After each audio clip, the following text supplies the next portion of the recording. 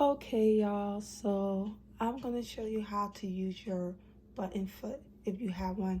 This one came with my Singer brand, and the one I had that came with this machine broke because the buttons were too big when I tried to use it. So it came with this model of Singer,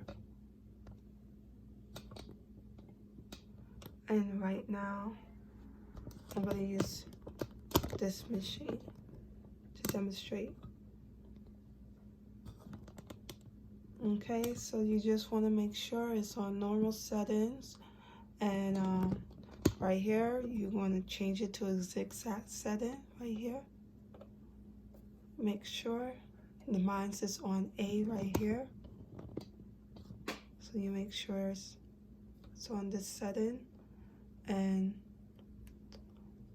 I have it on regular stitch setting right here, was number 3. Okay, and what else I want to say?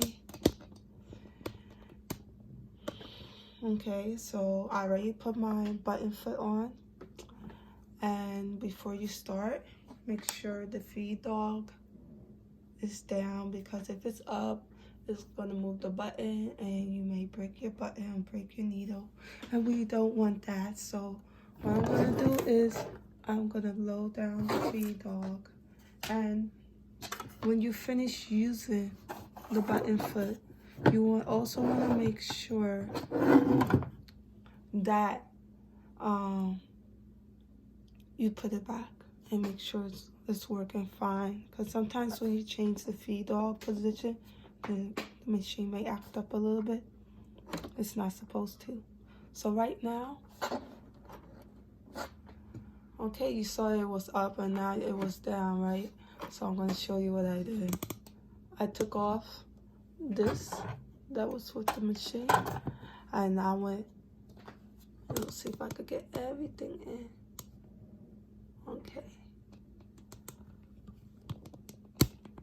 Okay, it's the best I could do. So in terms of view, so this is what I did.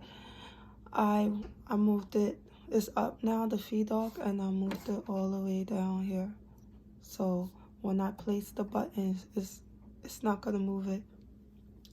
Okay, so I'm gonna put this back on like so, and where did I put my fabric? Okay, I had it on my lap. Okay, so I'm gonna use this piece of fabric that I have here, and this button. I recommend, if you're gonna be using this button foot, use smaller buttons. Don't use a big button, because I did that and it broke. So this demonstration, I'm gonna do like a crisscross on the button. So you want it like in the star position, or like a T-shape position like this instead of this. When you want to do crisscross, you do it like in this position right here. So place it here, and I'm going to put my foot down, and before I begin to sew it, I'm gonna walk it. If you watch my other video, how to put on a button without a button foot, I'm gonna walk.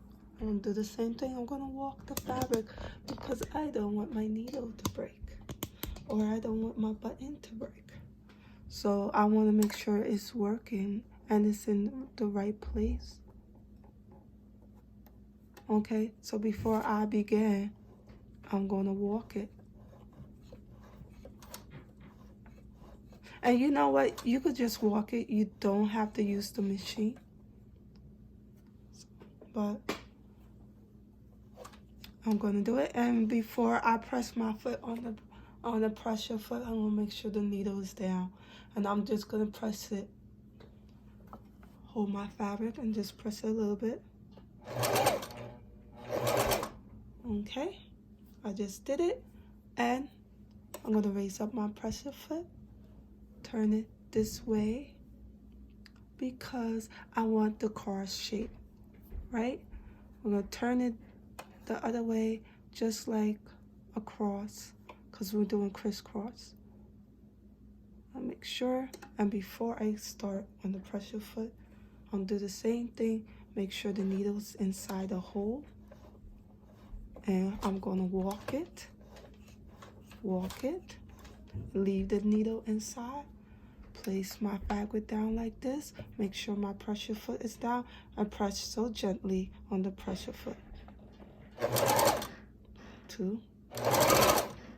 That was a little long, and I'm done. And now I'm going to remove it.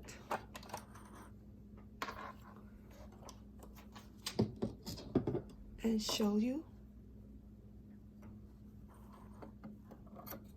And what you could do too, you could take these 2 threads here at the back of it and tie it with a knot.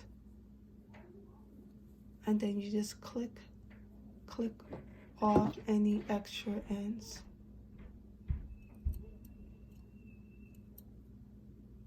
And there you have it. All right, bye.